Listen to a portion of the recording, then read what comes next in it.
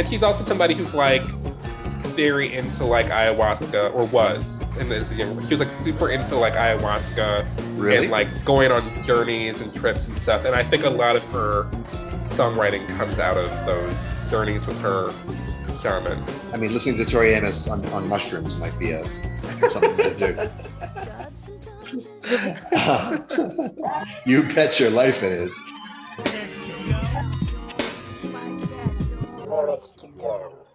So a song of hers that's considerably less abstract and is really the closest thing to a pop song I've ever heard her do is Crucify. Right. And I remember this one. And looking at the video, I can see how at the time I would have been like, oh, this isn't my genre. But then I look at the lyrics and she's being cheeky in the video too, but there's nothing coy about the lyric. It's actually pretty raw. So I'm gonna call it up. I love her little choreography in the video at the end there. Yeah, she's like sliding across the screen one after the other. And a style all her own. Yeah. So let's look at this. I mean, I think this is the kind of songwriting I can rock without having to expand my palette too much. Right. Every finger in the room is pointing at me. I want to spit in their faces. Then I get afraid of what that could bring. I got a bowling ball in my stomach. I got a desert in my mouth. Figures that my courage would choose to sell out now. I know that feeling. Yeah. I can't put my finger on when I felt that, but I felt it. I've been looking for a savior in these dirty streets, looking for a savior beneath these dirty sheets. I've been raising up my hands, drive another nail in, just what God needs, one more victim. Yeah. Whew. So the song seems to be about self-punishment. Yeah, and you go off, King. No, it's definitely about self-punishment and about feeling that it's when something's wrong, like when you feel bad, that you are the cause of it. I've been raising up my hands, drive another nail in. Got enough guilt to stop my own religion. Why do we crucify ourselves every day? I crucify myself. Nothing I do is good enough for you. I crucify myself.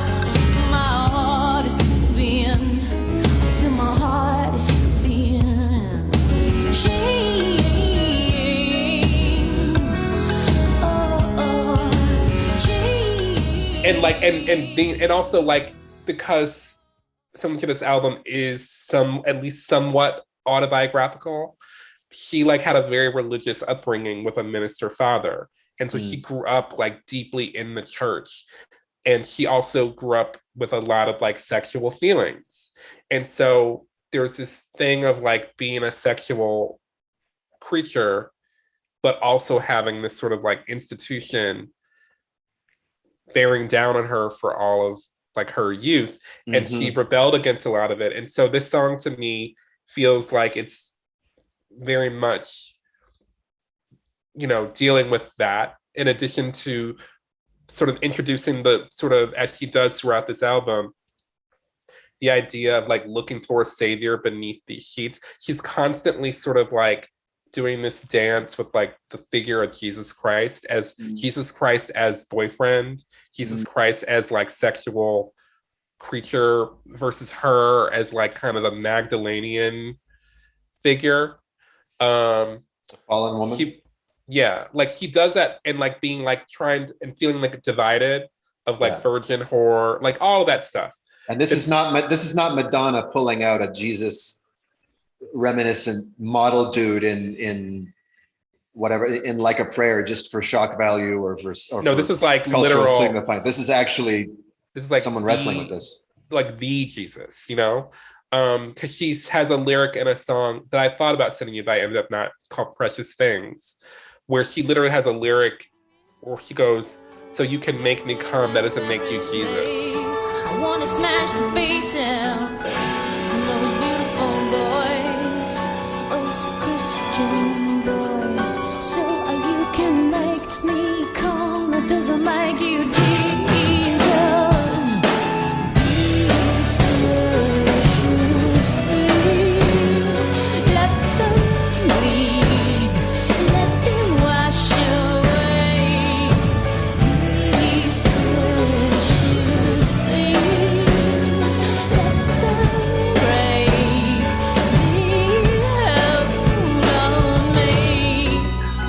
where she's singing about like a boy from when she was a little kid who sort of didn't want her back, you know?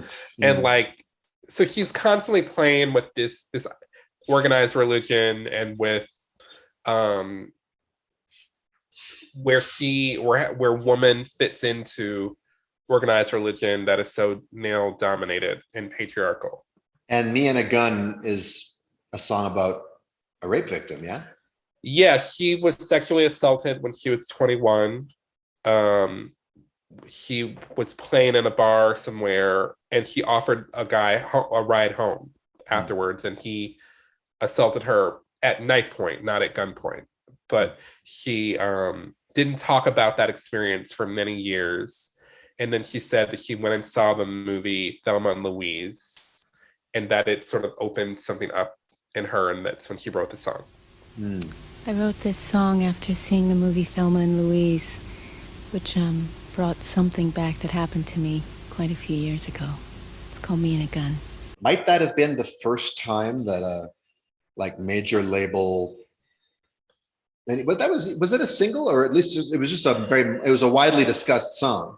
I think that, so what Atlantic decided to do with her was they launched her in the UK first, and then they brought her to the US. But that song was like one of these songs that was like put out there, and that as like, because it was, I don't know that any other female artist had written that kind of explicitly about a sexual assault at that time. I don't believe. And so, I mean, the closest I can think of is Janie's Got a Gun by Aerosmith, which is a third person narrative sung by a dude. What did her daddy do? It's Janie's last IOU. She had to take him down easy and put a bullet in his brain. She said, 'cause nobody believes me. The man was such a sleazy, ain't never gonna be the same. Right. You know. So I think that song was very much one during that time that was like meant to be put out there as like, we want to give women and young women and even young men like somewhere where they can talk about these like deeply traumatic experiences. And that sort of became like what a lot of people's initial gravitation, particularly young girls, gravitation toward her music was about, like, oh, there's like, I can talk about these sort of traumatic issues vis-a-vis that song. Yes, I wore a slinky red thing. Does that mean I should spread for you, your friends, your father, Mr. Ed? But even in the way that the song is written, it's not like I don't get like, and it's so funny because I think the first time I heard it, I just interpreted everything very literally. But like as I've gotten older and I've listened to that song a million times, it seems very clear to me that song is not like necessarily an autobiographical description of exactly what happened. It's her creating an emotional description of what it felt like for that to happen. And maybe there were some autobiographical elements in there. Like she has a lyric in there that says, and I sang holy, holy as he buttoned down his pants. Was me and a gun and a man on my back, and I sang holy, holy as he buttoned down his pants. You can laugh, it's kind of funny, the things you think in times like these. Like I haven't seen Barbados, so I must get out of this. I think that she did say that like the guy did tell her to like sing while he was assaulting her. But like, it may not have been holy, holy. Do you know what I mean? But that was part of those. She crafted a story. Like she, even though she was recounting a painful experience, he still made like art out of it. Well, and without getting into details, those who have seen your show will know what I'm talking about. You seem to have had the impulse to do something similar, because I know the show is right. It's self-referential, not autobiographical. You always say. Yeah. There is a scene of humiliation, subjugation, that is in some ways chosen by the character to whom it's happening, right. but in some ways totally takes him by surprise and leaves him with a lot of stuff to parse and process. Am I wrong to be attracted to the white male indifference crossed with fetishization, which is easy to do when you're feeling such desperation, 'cause you're just a dumb monkey and the pain of it haunts you.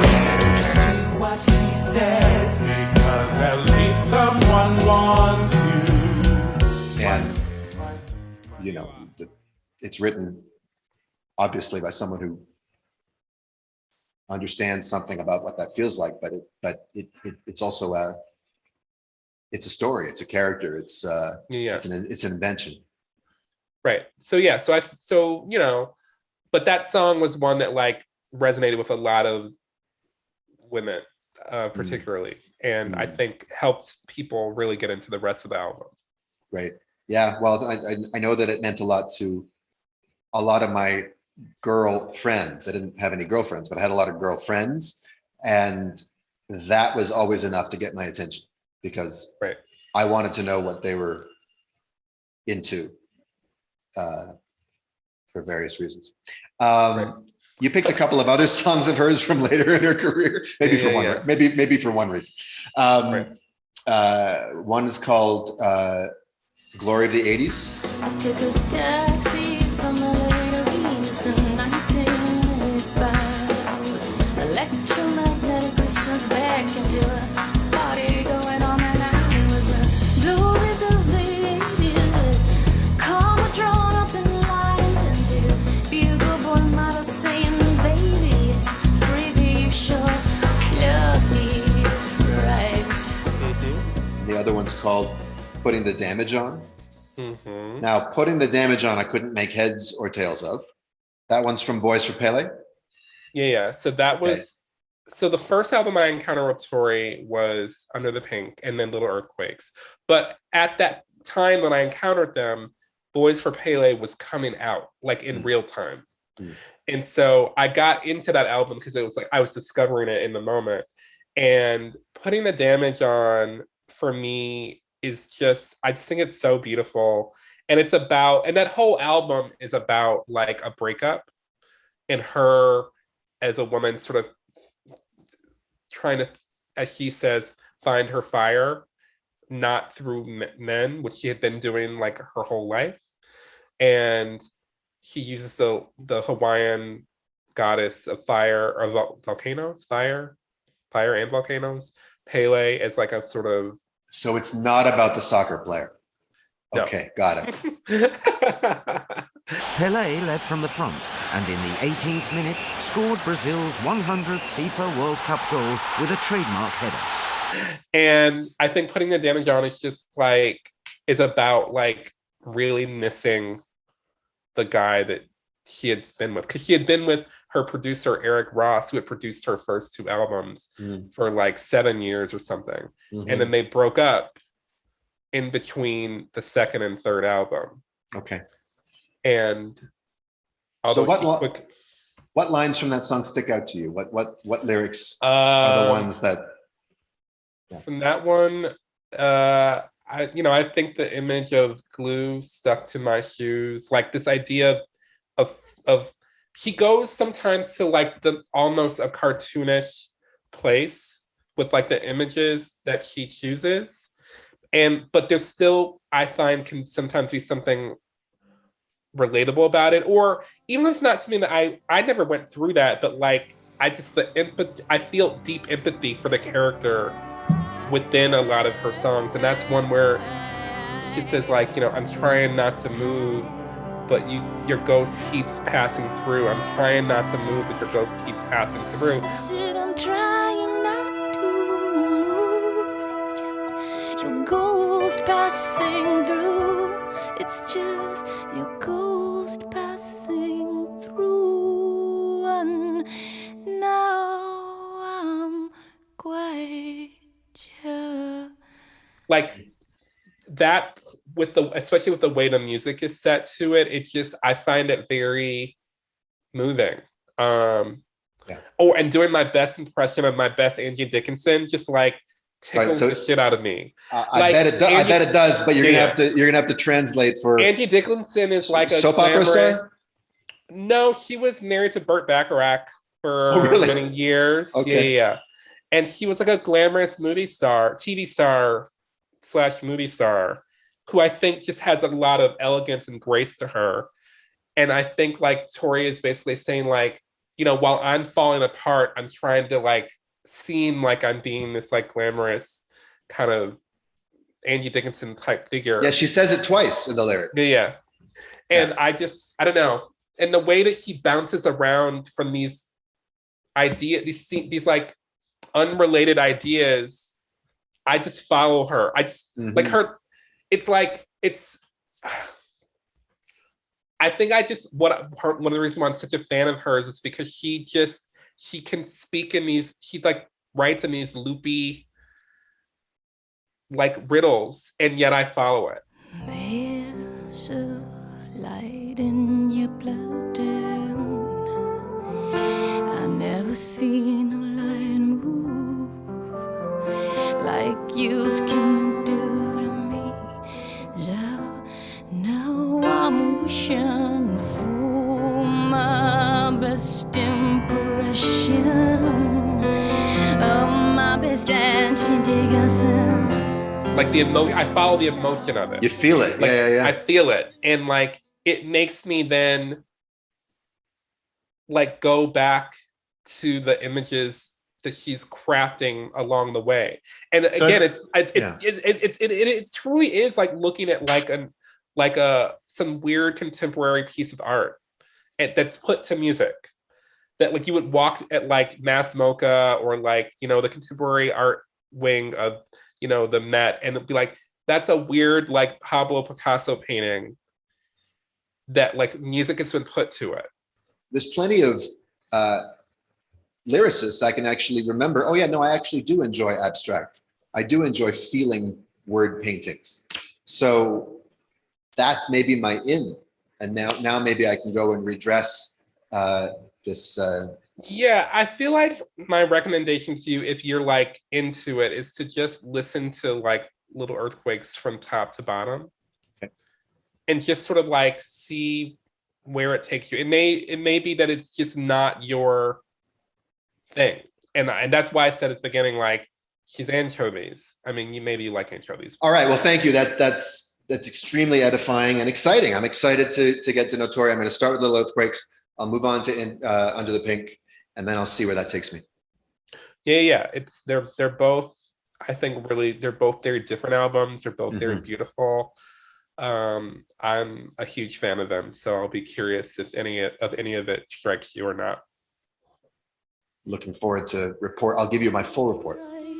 All right. Can't wait. Many of her confessional life story songs are also laden with religious images, in no small part due to her father, a Methodist minister. Thank God, I'm thanking my father daily. I mean, he says to me, what would you have done if I wouldn't have been a minister? But it was the complete failure of her debut album 4 years ago, fronting a heavy metal band, that led to the turning point in Tori's life. If you take away the job, the babes, all the security, and they're alone on their kitchen floor, which I was, you gotta deal with yourself. After the turmoil of her emotional breakdown, Tori says she examined herself inside and out. The result, her new album, music therapy, if you will. It deals forcefully with individuality and accepting yourself. Give yourself the permission to be all that you are. Bottom line is, I'm part of a support system for that. I'm there with many, many, many other people to support that thought.